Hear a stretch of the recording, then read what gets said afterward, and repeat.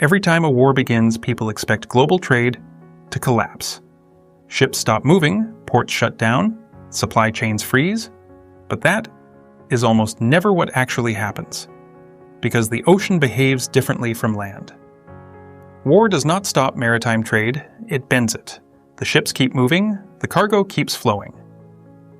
But the geometry of movement changes, straight corridors disappear, and long detours begin wrapping around entire continents. A voyage that once moved directly through the Red Sea or the Black Sea suddenly stretches thousands of additional miles across open water. Nothing stopped, but everything became longer. And in global shipping, longer often means more profitable. Because shipping does not make money from speed, it makes money from movement, under constraint. And the moment geography becomes unstable, distance itself becomes a commodity. Most people think global trade moves freely across oceans. It doesn't. It moves through an extremely compressed network of canals, chokepoints, and narrow corridors. The Suez Canal, the Strait of Hormuz, the Bab el-Mandeb Strait. These are not just locations on a map, they are pressure valves. And when pressure builds inside one part of the system, the entire network begins rerouting around it. A ship traveling from Asia to Europe normally passes through the Suez Canal in a relatively direct line. But once instability enters the corridor, that route becomes financially radioactive. Insurance costs surge, security risks increase, transit uncertainty expands. So operators make a different calculation. Instead of crossing danger, they buy distance. Ships reroute around the Cape of Good Hope, a path that adds nearly 4,000 extra nautical miles to the voyage. The cargo still arrives, but now the ship spends far more time trapped at sea. And time, in shipping, is inventory. This is where the system becomes counterintuitive. In maritime economics, the critical metric is not simply cargo volume, it is ton-mile demand. Not just how much weight moves, but how far that weight must travel. When a voyage becomes 40% longer, the ship owner is no longer transporting the same cargo. They are selling more distance. A route that normally takes 18 days now takes 25. The same container, the same destination. But 7 extra days locked at sea, generating revenue the entire time. And because every vessel now spends additional weeks completing the same journey, the effective global supply of ships begins shrinking at the same time. This creates a powerful double effect. Each voyage generates more revenue, and fewer ships remain available for the next shipment.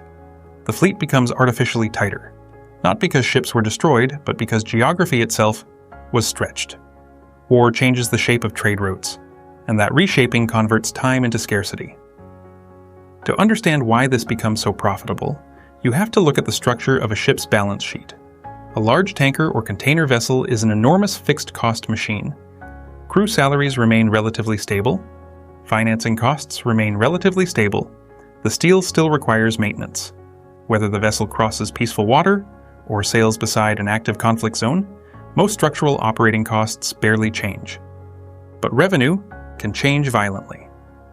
A vessel earning $25,000 per day during stable conditions can suddenly command $150,000, $200,000. Sometimes over $300,000 per day during periods of severe disruption. And because the baseline operating structure remains comparatively rigid, a large percentage of that increase flows directly into cash generation.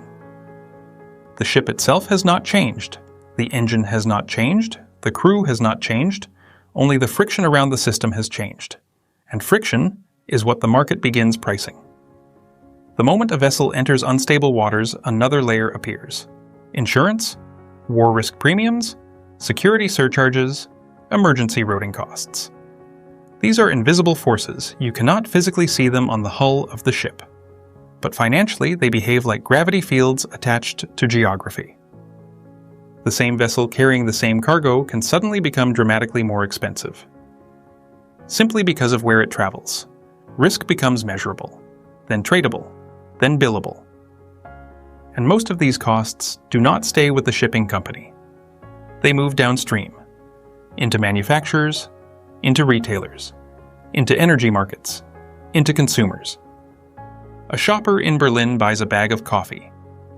The price rose 15% in 2 months. Not because Brazil stopped growing beans, but because the ship carrying them sailed 4,000 extra miles around Africa and paid $200,000 in additional war risk insurance. The shopper never sees the route, but she pays for the geometry. The maritime carrier does not absorb instability, it distributes it through the supply chain. When sanctions attempt to isolate a country, the commodities themselves do not disappear. Oil still moves, fuel still moves, raw materials still move, but the network carrying them begins changing form. This is where the shadow fleet emerges. Hundreds of aging vessels, many operating under flags of convenience, registered in countries they have never visited, begin forming an alternative logistics layer outside the traditional Western system. Ships once considered commercially obsolete suddenly become valuable again. Because under conditions of geopolitical fragmentation, older vessels gain a strange advantage. They can operate inside legal and financial gray zones that mainstream carriers avoid. A 30-year-old tanker, previously rejected by Western insurers as too risky, suddenly earns $80,000 per day. Carrying sanctioned crude, not because the ship was rebuilt, but because the legal geography around it collapsed. In global shipping, chaos can extend the economic life of steel. Then comes the final layer. Governments themselves enter the logistics system. Wars do not reduce transportation demand, they intensify it: fuel, machinery, military equipment, humanitarian cargo. All require continuous maritime movement. And unlike normal commercial customers, states continue buying even when prices surge, because strategic supply chains cannot pause. At that point, shipping companies stop behaving like ordinary transportation businesses.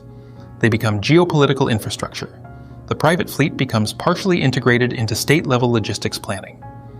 And contracts backed by sovereign governments create a different category of demand entirely. Long duration, high volume, financially protected demand. From the outside, shipping appears to move cargo. Containers, oil, machinery, food. But underneath that visible layer, something else is being traded. Time, distance, risk, availability. The ship is only the physical shell carrying those forces across the ocean. War does not stop global trade, it exposes the system underneath it. A system where instability increases transportation value, where longer routes generate higher returns, where friction becomes monetized, and where the movement of goods matters less than the pricing of constrained movement itself. Because in the ocean economy, the most valuable thing is not speed, it is the ability to keep moving when the rest of the world becomes unstable.